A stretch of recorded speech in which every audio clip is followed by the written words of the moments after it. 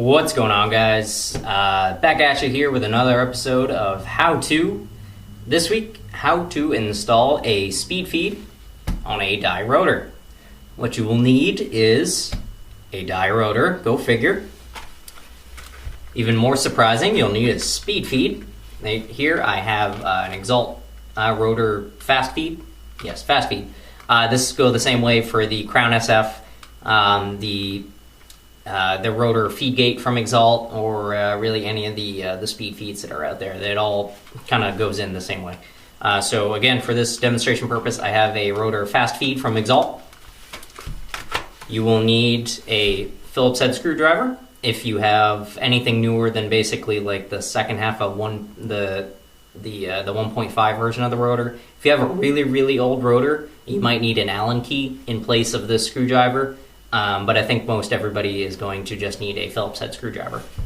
And then you're going to need something to push the pin out that the lid uses to stay in.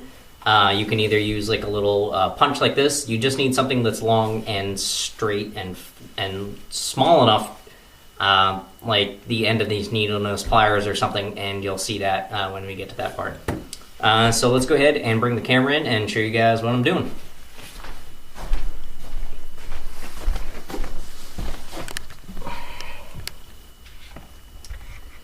Alright guys, so we got our rotor here, and the first thing we need to do is take the whole top section off. So go ahead and take the top off of your rotor, and that's all we're going to be using today, so you can go ahead and put the bottom of the rotor off to the side. First thing we need to do is take the top section off of the top section of the loader, and that is held on by, if you have a really old loader, they're going to be silver screws that look like this, but they're going to be using an Allen key.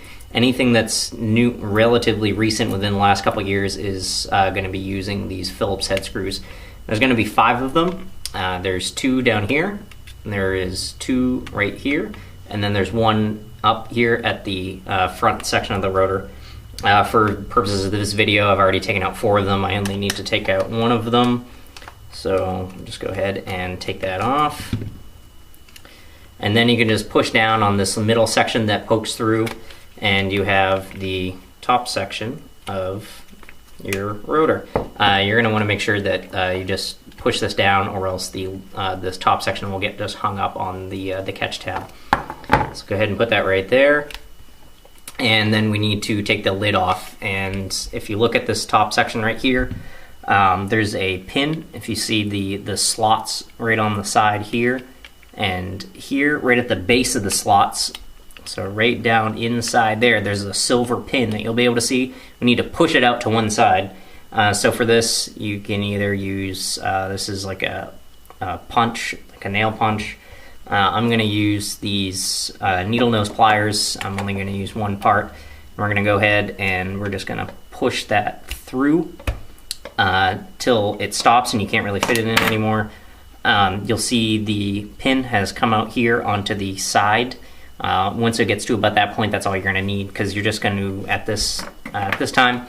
So now you can lift up the section of the loader that's not being held in by the pin, and that'll come out to about there. And at this point, we can just kind of take it off of the pin. Just do be very careful that the spring in there doesn't go flying.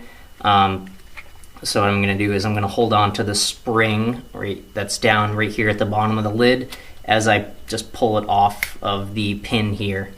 So you'll have the pin left stuck in there, and then you'll have the lid and the spring.